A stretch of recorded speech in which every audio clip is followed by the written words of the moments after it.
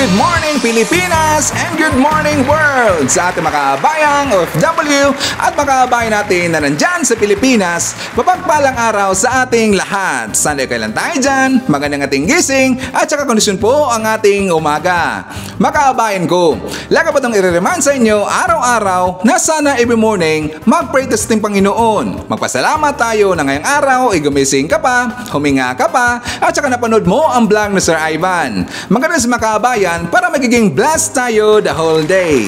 Sa mga nagkakape dyan, sa mga nag-breakfast, sa mga nandyan pa sa kanilang mga trabaho at kagawin lang po galas nilang mga trabaho, welcome dito sa ating panibagong episode, panibagong balitaan dito sa ating channel sa Jelrabe TV, kung saan mga kabayan, pag-usapan natin yung mga current event dyan sa Pilipinas, mga nangyayari po sa loob labas ng politika at pag-usapan rin natin ang mundo po ng showbiz. Workers mga kabayan, kasama niyo pa rin si Sir Ivan, ang ginawang radyo ng ating mga kabayan, pero hanggang ngayon ay bulol pa rin. Okay mga kabayan, siya nga pala, sino pa ba dito ang nakaalala sa ating background mga kabayan? I'm very sure po sa mga luma na dito, alam na alam mo nila yan. Kasi di ba, yan po ang background na yan, yung una nyo nakita na lumabas si Sir Ivan dito sa ating vlog. Yan ang pinakauna mga kabayan. Pero sa mga bago dito, mga subscribers, mga bagong pasok dito, hindi ko po bahayan.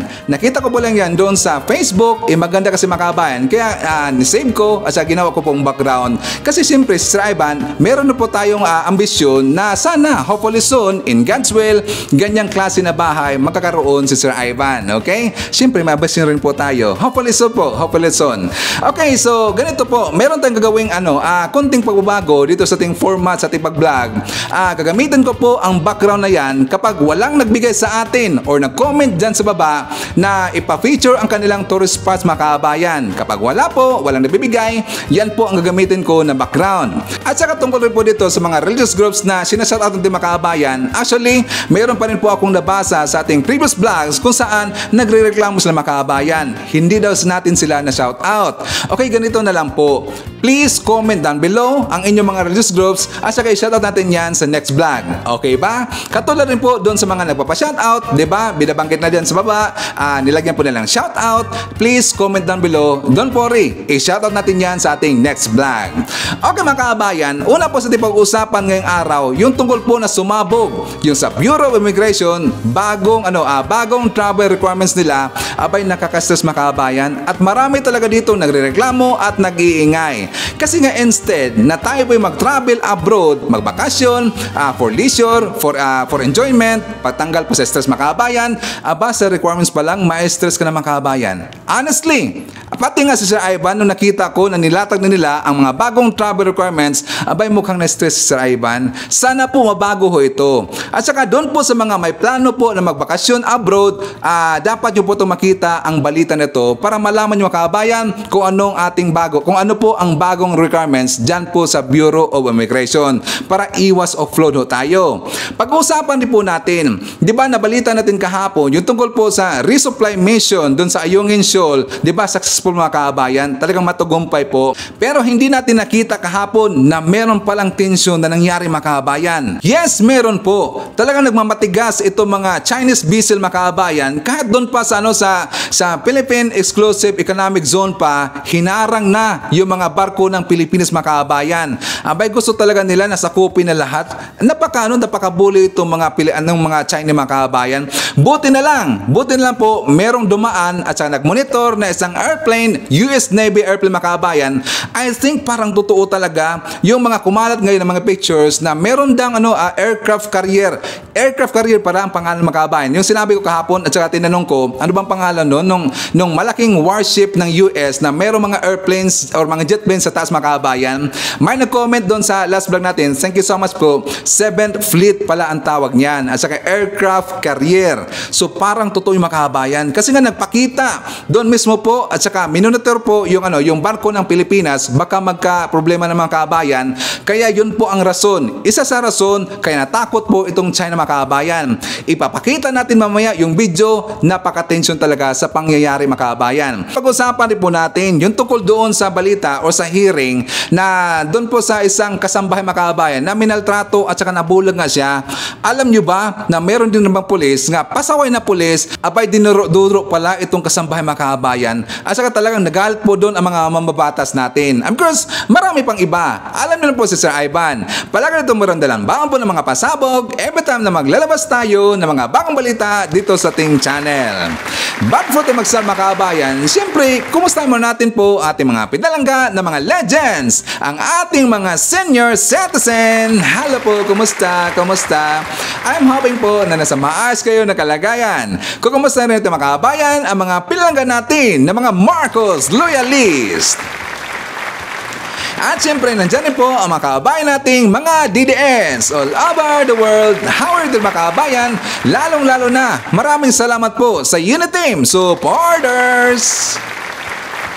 And of course, siyempre, maraming salamat sa ating mga returning viewers, mga solid supporters dito ni Sir Ivan, mga suki dito sa ating channel. Thank you so much. At saka sa ating mga new subscribers, welcome to the family and thank you po for appreciating our channel. Okay mga kababayan, bago ito pumunta dun sa mga mainit na mga balita, meron na po ako dito ibalita sa inyo tungkol dito sa nabagong nag-champion mga kababayan, Softball Girls World Series, abay nag-champion po after 20 years. Yes, this is a big history talaga kasi alam nyo, hindi talaga ito na-feature mga kababayan at saka hindi rin po ito napansin ng taga Malacanang. I am not sure pero hindi ko po nakita talaga na feature ito. Pero dito mga kababayan, siyempre magbigay tayo ng pugay sa kanila kasi this is history. Alam nyo, 20 years old sila kasi ang last time sila na nag-champion mga kababayan, that is 2003. At saka after 20 years, 2023, nag-champion sila mga kababayan. Yung pong grupo na PH Bago City at saka nakipag-compete sila doon sa Kirklag mga kababayan. At para makilala natin, ipapakita ko sa inyo ang buong balita. So, for more details, let's watch this! Siyempre, happy kasi nakamit natin yung champion for the World Series sa softball. It's a big history po ito ng softball since na nag-champion po is 2003. And the manager is my dad and mayroon siyang daughter na second base din po. And now I'm the manager for 20 years na nag-champion rin po tayo. And I have a daughter here, second base din po. Kasi yung dad ko sabi niya is, yun nga, he build the team sa Bacolod City in Paglaong Village po. And start on 1998 until 2005. Kumbaga ang tagal. Yes po. Oo. Then we start again 2011, 12, 13, and 14 that year sa Iloilo City naman po. Then naglaro naman sa World Series, nag-third place. Then we start again 2018 or 17. Then nag-pandemic. So we stopped train but nag-continuous then 2022 last year. Continuous po yung training, hard training ng mga player. Then last year third place po tayo but now we made it. Yeah. We focus naman especially kasi before the tournament nag-i-scout po kami doon sa kalaban of course kung saan sila mahina. So yun nga sabi ko sa pitcher, sabi ko rin sa catcher na ganito yung ibibigay na bola para hindi nila matamaan. Okay, so in behalf po sa Jelrobe TV, talagang hand salute dito sa grupo po ng girls softball na nag-champion doon sa Kirkland. Yan po ang PH Bago City mga kababayan. Sana po ma-acknowledge po sila ng tagang Malacanang kasi hindi sila masyadong na-feature mga kababayan. Pero at least, dito po sa ating channel, talagang hand salute si Sir Ivan kasi nga nagbigay sila ng karangalan po sa bansa natin mga kababayan. Hindi basta-basta ang kanilang ginawa dito. Nag-champion sa World Series, so hand salute po dito kay Sir Ivan. Okay, so So again, congratulations po sa PH Bago City. Okay mga kabayan, dito na po tayo sa sa usapin tungkol dyan sa Ayungin Shoal. Kasi nga hindi natin nakita kahapon na nagkaroon pala dito ng tension mga kabayan. Abay, alam nyo ba na hinarang po ng taga Chinese vessel yung barko ng Pilipinas mga kabayan. Buti na lang nagpakita po yung airplane ng taga US kasi minonitor pala mga kabayan.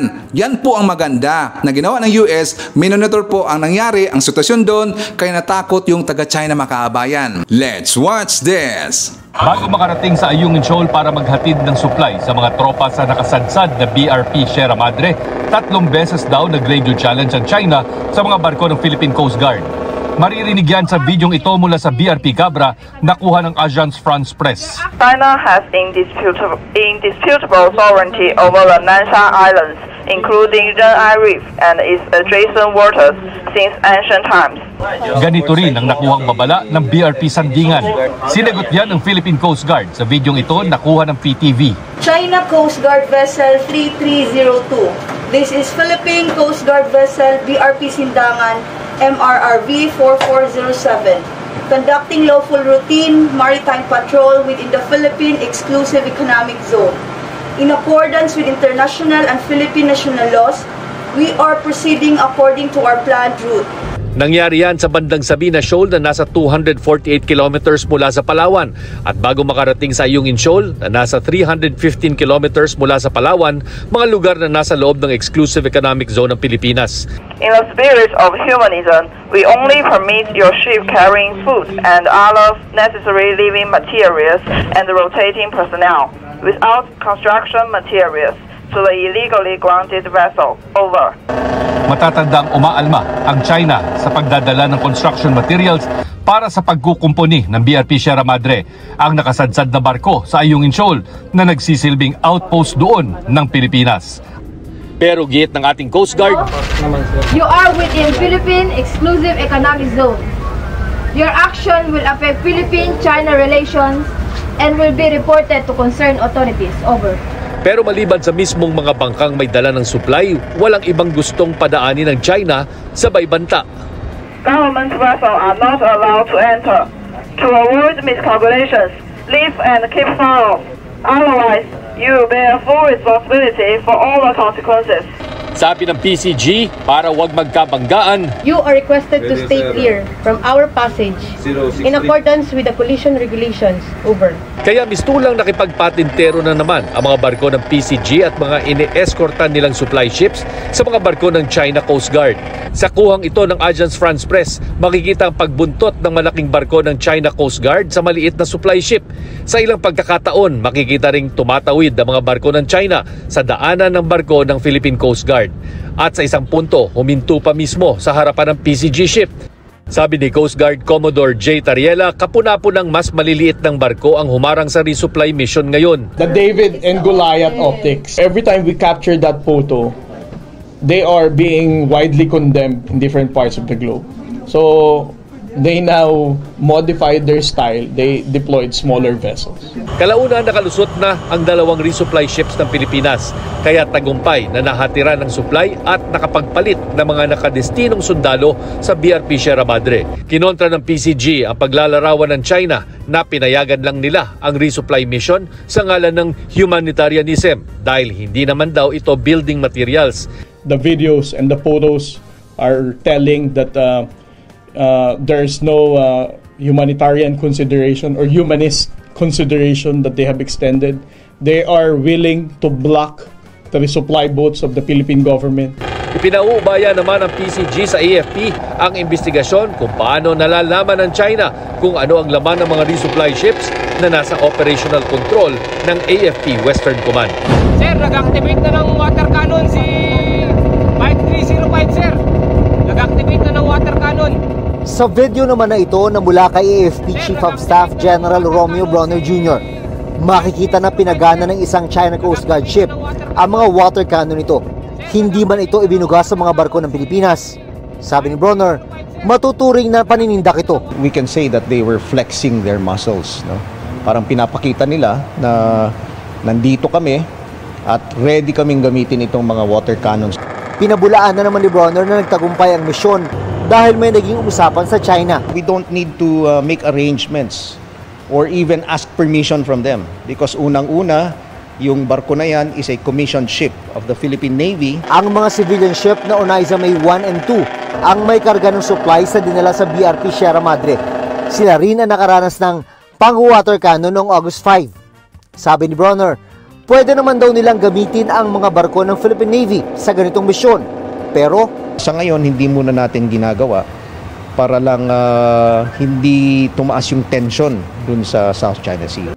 Sa gitna ng tensyon sa pinag-aagawang teritoryo sa West Philippine Sea, sinabi ng Philippine Ambassador to the United States na planchado na ang plano para sa joint patrols kasama ang Amerika at iba pang bansa. Nakatutok si JP Soriano. Habang nakikipagpatintero sa China Coast Guard ang mga barkong bahagi ng resupply mission patungong Ayungin Shoal, kapuna-puna ang umaaligid na eroplanong ito. Ayon sa AFP TV, isa itong P-8 Poseidon plane ng US Navy. Pero nang tanungin ng US Embassy sa Pilipinas kung ano ang misyon ng sinasabing US Navy plane sa paligid ng Ayungin Shoal, hindi nagbigay ng detalye ang kanilang tagapagsalita. Pero anuman daw ang military activities ng Amerika ay may koordinasyon sa gobyerno ng Pilipinas. Sabi ni Philippine Ambassador to the United States Jose Manuel Romualdez, minomonitor daw ng Amerika ang isinagawang resupply mission via satellite. Sabi pa niya, nakaplansya na raw ang plano para sa hinihintay na joint patrols sa West Philippine Sea. The United States has already prepared the plan as far as the participation of the United States. That's the information that they are just waiting now for our national defense to give the go signal, or if there's any new conditions or terms of engagement, so to speak. Pero di lang daw Amerika ang kausap ngayon ng Pilipinas para sa joint patrol operations. We're also talking to Japan, we're also talking to South Korea, and now we're even engaging our conversation with Vietnam, who is also a claimant, but at the same time, they would like to be able to resolve issues surrounding this area as peacefully as possible. Ayon sa Department of Foreign Affairs, ang mga insidenteng tulad ng pangaharang ng China sa resupply mission ng Pilipinas may iwasan daw kapag nabalangkas na ang Code of Conduct sa South China Sea na mahigit 20 taon nang pinag-uusapan. Ayon sa DFA, umaasa ang Pilipinas na lahat ng kalahok sa negosasyon ay makikipag-usap na may tapat na hangarin para makabuo ng makabuluhang pag-uusap. Ganyan din daw ang nais ng China ayon kay Chinese Ambassador to the Philippines Wang Xidian, at ang COC daw na mabubuo. Umaasa silang naaayon sa UNCLOS o United Nations Convention on the Law of the Sea. China is ready to work with ASEAN countries to accelerate the negotiation on a code of conduct at an early date. Good news daw ito kung totoo ayon kay Romualdez. Pero action speaks louder than words. If they seriously want to be able to talk to us and recognizing the arbitral award and recognizing our territorial waters, then we have something to talk about. But if they keep on pushing us and telling us that it's not yours, it is ours, and we have to ask permission from them, then there's nothing to talk about. Dahil dito sa ginawa po na aksyon ng taga-US mga kababayan, mukhang lumiliwanag dito na parang totoo talaga na meron kasi di ba may kumalat po na picture, kung napapansin niyo po sa Facebook, doon sa Twitter, na merong warships na papunta daw sa Pilipinas mga kababayan. Di ba mukhang lumiliwanag na dito ng konti kasi nga nagmonitor pala itong taga-US dyan po sa sitwasyon sa Ayungin Shoal mga kababayan. At yan po ang maganda. Kasi nga, di ba, every month ho sila na mag-supply doon sa BRP Sierra Madre mga kababayan. Sana every time po sa kanilang resupply mission, meron silang kasama na escort po sa barko ng US or barko po ng Japan or Korea. Mas maganda yung mga kababayan, di ba? Para masindak ko itong taga-China. Napakabuli kasi ng gunggong na yan eh. Napakabuli talagang ng taga-China at saka napakasinungaling pa. So anyways, jump naman tayo mga kababayan. Dito rin po tayo sa napaka-importante na balita kung saan tungkol doon sa sinabi ko sa Bureau of Immigration. Marami dito nagrereklamo mga kabayan kasi nga tungkol dito sa bagong travel requirements na mukhang marami pa rin mga kabayan. Hindi naman nila tinanggalan po. Kasi nga instead tayo na magbakasyon tayo doon para ma-enjoy tayo, matagal tayong stress, mas lalo tayong may stress mga kabayan. At saka sa mga may planong or nagbabalak na magbakasyon sa ibang lugar, dapat nyo itong makita. So, for more details, let's watch this. Inilabas na ang bagong guidelines para sa mga babiyahe palabas ng Pilipinas. Para raw ito iwas lituhan lalo na pagdating sa immigration. Nasa frontline ng balitang yan si Marlene Alcaide. 5 araw magbabakasyon ang pamilya Patalud sa Japan. At bukod sa mga bagahe, bit-bit din nila ang isang envelope na puno ng mga dokumento. Nag-ask sila ng overseas employment certificate, ganyan. Tapos yung financial status ko, like yung maintaining balance each month, kailangan dinala ko rin po yun. So parang sure na hindi ka ma-cut off or ma-offload, di ba? Ilang linggo raw trinabaho na magkakapatid ang mga papeles, lalo't palaging laman ng mga balita ang iba't ibang jahing kwento ng mga pasaherong na offload dahil walang maipakitang dokumento gaya ng diploma o yearbook. As an employee or a tourist, parang hindi naman siya dapat ganun kahigpit kasi nandun ka nga, di ba, for leisure. Pero bakit kailangan pang mag-present ng mag-stress masyado ng sobrang bongga? Pero para lang punta ka sa, na ibang bansa. Kasi syempre hindi naman namin alam kung ano yung hingin sa immigration. So para sure na marami kami pinaprepare na documents. Kaya naman para matapos na ang kalituhan at takot ng publiko, naglabas ang Interagency Council Against Trafficking o IACAT ng revised guidelines para sa mga biyaherong daraan sa immigration. Tulad ng dati, asahan ang pagkakaroon ng primary inspection. Kabilang sa mga kailangan pakita ang passport, valid visa, boarding pass at confirmed round-trip ticket. Kung magpasya ang immigration officer na kailangan ng secondary inspection, panibagong set na mga dokumento ang kailangan para dyan. Ilan lang sa mga dapat ihanda ang inyong plane ticket at proof of hotel booking. Kung kayo mismo ang gagastos para sa inyong biyahe, kailangan din ng proof of income at employment. Kapag sponsored naman ang biyahe ng kamag-anak na first civil degree, posibleng hanapan kayo ng PSA-issued birth certificate o kaya'y marriage certificate kung kasal. Ibang requirements din ang kailangan kapag fourth civil degree of consanguinity or affinity. Kung hindi ka mag-anak ang sponsor ng pasahero, kakailanganin ng notarized na original support and guarantee mula sa Embahada ng Pilipinas, consulate o honorary consulate sa bansa kung nasaan ang sponsor. Paano kung ang karelasyong banyaga ang sponsor ng trip? If they have been together for so long, they may show proof po of their relationship. That could be photos, that could be any document po. And of course, tinitingnan din po yung financial capacity ng sponsor to support the travel. Tinitingnan din po who the sponsor is. Hindi lang po yung relationship nila, but who the sponsor is upang malaman if this is a legal person and kung nag-sponsor na ba siya ng ibang tao before. Ang mandato po kasi ng IACAT ay protektahin talaga ang mga kababayan natin. We've seen it too many times na kailangan pa natin i-rescue sa ibang bansa. So for us, kailangan muna natin i-screen dito pa lang sa Pilipinas. No? And this, as I said, is not a curtailment of the right to travel, but really it's an enforcement of policy that we believe fits our culture. Na dito pa lang, pinoprotektahan na natin yung mga kababayan natin. Sa dami ng kailangan ipakita o maaaring hingi na dokumento, di kaya lalong maipit sa immigration ang mga pasahero. We believe na itong mga documentary requirements will be shown and it will only take a matter of 45 seconds to scan and to validate all the documents. Pero at least alam na po ng mga kababayan natin kung ano dadalhin nila.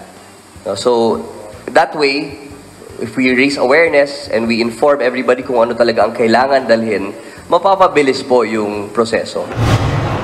Umaasa naman ang DOJ at Bureau of Immigration na maiintindihan ng publiko ang ginagawang paghihigpit na ito, lalo pat malaki raw ang problema ng Pilipinas pagdating sa human trafficking.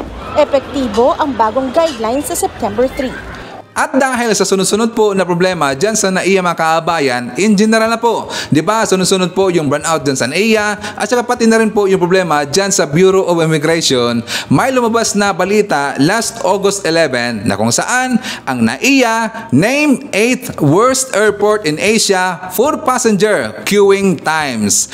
Tingnan nyo, sana babasa ho ito ng taga NAIA at ma-improve po ang kanilang servisyo dyan sa NAIA mga kaabayan kasi nakakahiya na po. Pang-8 na pala yung Pilipinas. Kasi naman po napaka malas naman talaga yung pangalan diyan sa sa airport natin makabayan, Ninoy Aquino Airport. Sana nga palitan na yan kasi napakamalas talaga eh. Nagkakaroon palagi yung problema yung airport natin diyan sa Pilipinas. Sana palitan na po at ibalik sa original na Manila International Airport para hindi na magka-problema ang airport natin diyan sa Pilipinas makabayan. Tingnan nyo, 8th worst airport ang Pilipinas. Nakakahiya talaga. At bago tayo mag-jump po sa ating next topic makabayan, i-shoutout muna natin po ating mga silent viewers at yung mga viewers na hindi na-skip ng ating mga commercials. I-shoutout natin si Mama Cres Hernandez, Rose Guevara, biyahe ni AJTV from South Korea. Hi to Maria Midasiplon, Maite Baisa, Jan Samson from Santa Clarita, California. Hi to John Kuan, Teresita Tumaliwan, Edna Niket, Estrella Centino. Hi to Maria Victoria Vasquez, Jelen Quezon, Edgardo Canonigo, Cardo Vlog Music. Hi to Manolito Ventura, Nick Tambolero, Teresita Kainglet, Rolando Ulay Diaz Agpawa. Hi to Mary Umura, Susan Ostrella, Arcili Givero. Nandiyan po kasama natin si Army Lagaso, Linda Lim, Leonardo Asteliero, Ryan Newby from Virginia, USA. Hi to Ninita Floro, Heidi Hular Sato. Hi to Romel Ordones, and of course shout out natin si Billy Cho, and hi to Ronaldo Antelion. Okay mga kaabayan, meron na po akong sasagutin dito na isang reklamo dito ng taga Pinklawan. Hinahanapan na naman po si PBM ng 20 pesos per kilo na bigas mga kaabayan. Alam nyo ba ang kanyang comment po doon sa Twitter at talagang nag-viral mga kaabayan kasi nga sinakin ito ng mga Pinklawan.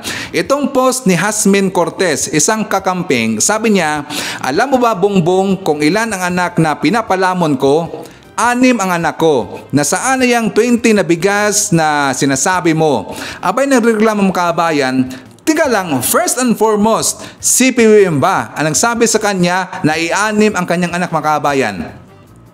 Diba? Gunggong talaga to eh. Nagrereklamo siya kung nasaan na daw yung 20 pesos per kilo na bigas kasi 6 daw ang kanyang anak na pinapalamon. Well, palalamunin mo na lang po ng lugaw kasi nga si lugaw po ang kanyang binoto makabayan, si Linulutang, di papakainin niya po ng lugaw or manghingi siya doon kay Linulutang makabayan. Diba?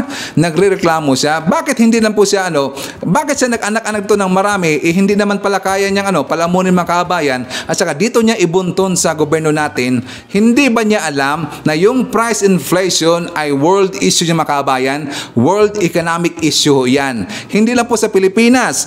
Tingnan nyo, meron akong isasampal dito sa mga Pinklawan. Alam nyo, gunggong talaga to eh. Hindi kasi nila naintindihan ang pag-akala nila itong pagtaas po ng presyo dyan sa Pilipinas ay sa Pilipinas lang nangyayari makabayan. Hindi niya alam na lahat po ng mga country nagka-problema talaga. Well, sisilipin natin dito sa pinaka-updated po na price inflation of last yesterday makabayan. Ito, napaka-update talaga nito. 'Di ba? Ang ating inflation diyan sa Pilipinas is 4.7. So, meron pa pong mas mataas pa sa ating mga kaabayan na mga sikat po na mga lugar or yung malaki po na lugar. Nandyan po, 5.4 po yung Norway. Dito rin tayo sa gilid. Titingnan natin ang Australia. Ang Australia mga kaabayan, 6% po ang inflation rate at saka yung New Zealand. Tingnan nyo yung New Zealand makabayan, di ba? Ang pinaka-main nila dyan na pinakukunan po is, di ba, agricultural land po yung New Zealand. Pero bakit sila nakaganyan makabayan? 6% po ang kanilang inflation rate. Australia, ang UK, 6.8. At saka dito tayo sa mga pinakamataas talaga na inflation rate makabayan at saka sana makarecover sila kasi problema talaga po. Tulad dito sa Nigeria, sa Laos, tingnan yung Laos mga kabayan, 27.8%. At saka dyan po sa Egypt, 36.5%. At saka sa Turkey, 47.83%. Ang taas po ng kanilang inflation rate. Tingnan nyo, kaya nga marami ito nakikita po. Like for example sa New Zealand, di ba mayroong nabalita po na maraming nag-uwian, lumipat po na ibang lugar. Kasi nga sa New Zealand, mataas po ang kanilang inflation rate mga kabayan. Okay, like for example po dyan sa Australia. Alam ho natin na mataas po ang kanilang exchange rate to pesos, ang kanilang pera dyan mga kabayan, pero ang kanilang cost of living napakataas talaga at mahal po. Kasi alangan naman, hindi sila kakain dyan, hindi sila bibili ng kanilang mga gamit, at saka wala sa transportation, di ba? Problema ng mga kabayan. So ganun pa rin po ang kalalabasan yan. Tingnan nyo, ang Pilipinas, only 4.7% ang inflation rate, pero nagre-reklamo sa mga kabayan, kung nandun sila sa Laos, kung nandun sila sa Egypt, o sa ibang lugar mga kabayan, ano kaya ang porma nila? Diba? Sana po sa ibang lugar makarecover sa mga kabayan. Tingnan nyo, yung Laos, 27 point something % ba yun? Napakataas talaga eh. Mahal na nga sa Pilipinas na 4.7 lang. How much more dun sa Laos mga kabayan? Diba? So ito mga gunggong na ito, itong mga pinklawan, nagre-reklamo. Like for example, ulitin natin, yung si Hasmin, nagreklamo siya kasi 6 daw ang kanyang pinapalamon na mga anak mga kabayan. Nagre-reklamo sila kasi gusto lang gugulahin po dito yung pamamahala po ng Marcos administration. Yan naman kasi ang kanilang goal at point dito, manggugulo lang po. At dito na tayo sa balita mga kabayan tungkol doon sa kasambahay na minaltrato hanggang siya po ay mabulag mga kabayan. Alam nyo ba na meron palang pulis na siya po'y dinuro-duro at talagang nagagalit mga kabayan. So marami dito na mga mabatas na talagang nagalit dito sa pulis mga kabayan. So for more details, let's watch this. Sabi dito, dinuro-duro niya ako, tinasan pa niya ako ng boses. Sabi niya kapag inulit ko pa yan, dadamputin talaga kita. Sabi sa akin na matabang babae na si Ma'am Liza. Kumukontra ka doon sa sinabi niya, ano ang dahilan kung bakit siya magsisinungaling laban sa iyo? Hindi ko po alam, Your Honor. Wala, di ba? Wala siyang dahilan. So ibig sabihin, nagsasabi siyang totoo. Paano po na-involve itong si Sergeant Liza? Ganito po yun. Nung punta po siya doon sa may papuntang kasina sa loob po, sa may pinto siya nagtayo, sabi sa akin, ikaw, wag mong uulitin yun ha, dadadaputin kita. Tinataasan po ako ng boses at tinuturo-turo niya po ako. Chairman, isa na lang po. Sergeant Palabay, ano nangyari sa kaso mo? Kasi sinampang ko pala ng kaso, ano? Yes, Your Honor. Ano nangyari? Ano ang development doon sa kaso? Data Senator Tulfo, bakit ka kinasuhan? Kasi siguro matatanong din natin si Chief of Police. Ito ba ay nakarating sa Mamburao Police Station? Nakialam ba si Ma'am Lisa? Bakit nakasuhan? Tama yung tanong ni Senator Tulfo. You can answer, Ma'am Lisa. Yun po, Sir, Your Honor. Bali po nalaman ko lang po na kinasuhan po ko through doon po sa news. May kinampihan kayo? May kamag-anak nyo daw yung Ruiz? Ganun ba? Hindi ko po kamag-anak si Mr. and Jerry Ruiz and Mrs. Franz Ruiz, Your Honor. Ano nyo po? Kumare? Hindi rin, sir. Pero bakit ka kinasuhan? Hindi mo alam kung bakit ka kinasuhan. Siyempre, nakalagay doon sa complaint sheet kung bakit ka kinasuhan. Yun nga po, sir, yung nakita ko sa news at nabasa po nung una sa social media na allegedly police officer Lisa, walang buong pangalan ko po, Your Honor. Ma'am Lisa, tama. Yes. Sabi rito, dinuro niya ako, tinasan pa niya ako ng boses. Sabi niya kapag inulit ko pa yan, dadamputin talaga kita. Sabi sa akin na matabang babae na si Ma'am Liza. Your Honor, yung and it fits the description. Your Honor, hindi ko po siya nakakausap. Bali, nakita ko lang po si LB noong before pandemic po na nag-conduct po kami ng mobile patrolling. Sakto po yung sa tindahan po ni Mr. Ruiz ay may gasolinahan po, Your Honor. Noong nagpapagasolina po kami ng mobile, bumaba po ako ng mobile para bumili po ng prutas. Ngayon, sabi po ni Mrs. Franz, kiluhan ng prutas po, bumibili po ako ng ubas. Ngayon po, bigyan po ng 1 kilo si Ma'am Lisa. Sinabi po doon sa mga tindera. Ngayon po, pagbayad ko po, dahil tapos na po kami magasolina ng mobil, sumakay na po ako. Doon ko po nakita si LB na nakaupo po doon sa may tabi ng freezer. Okay. So bakit siya mag-akusa sa iyo nito na nanduro ka sa kanya, nanakot, kung hindi naman pala totoo, ano pong motibo sa palagay mo? Hindi ko po alam, Your Honor. Kung siya po ay tinakot ko dun sa tindahan, yun po ay palengke. Open po yung... Kaya nga sa dinami-daming police, may mapayat, may matangkad, may maliit, it fits your description, at ikaw ang sinabi niya na tinakot mo siya. Bakit nga? Siyempre, merong dahilan. At kung nagsisinungaling siya, may dahilan din. Bakit siya magsinungaling? O sige, kumukontra ka doon sa sinabi niya. Ano ang dahilan kung bakit siya magsisinungaling laban sa iyo? Hindi ko po alam, Your Honor. Wala, di ba? Wala siyang dahilan. So, ibig sabihin, nagsasabi siyang totoo. Kasi po ako po ay ano lang po. Maliban na lang kung kayo ay nagbanggaan noon, may alitan kayo, nainggit siya sa iyo, things like that. Pero ikaw na mismo nasabi, hindi mo alam. So walang dahilan para gagawa-gawa siya ng story against you. That means she's telling the truth. Kasi po, Your Honor, kasi... At the same time, hindi ka naman, siguro yung mga superior mo, hindi naman basta-basta kang itatransfer kung wala silang nakitang basihan for that transfer. Sino po nag-transfer sa kanya? Yung provincial director po namin. Okay, kayo po yung provincial director, Colonel.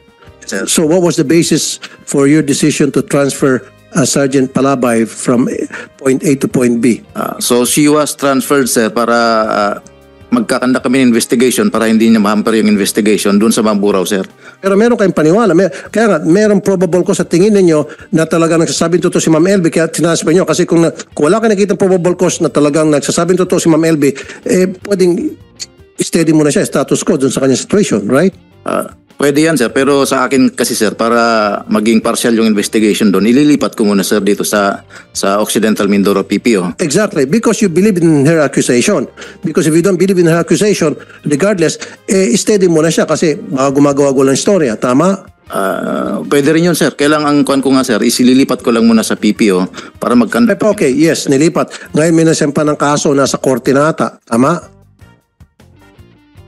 Wala pa po akong nare-receive, Your Honor, na subpoena to answer the allegation of LB. May kaso na ba sa korte? Wala pa pong nakarating sa amin, sir. Sa piskal? Di ba nasa piskal na raw eh? Hindi ka ba nakatanggap sa subpoena from the piskal? As of today, Your Honor, wala pa po ako nare-receive na subpoena para po sagutin yung allegation po. Abay, bilis-bilisan mo, tinuturuan na kita rito dahil kapag hindi mo nasagot yung sa piskal, baka mawawaran ka. Wala pa po ako nare-receive. Well, kaya nga, puntahan mo ng piskal. Ito, tinutulungan na kita.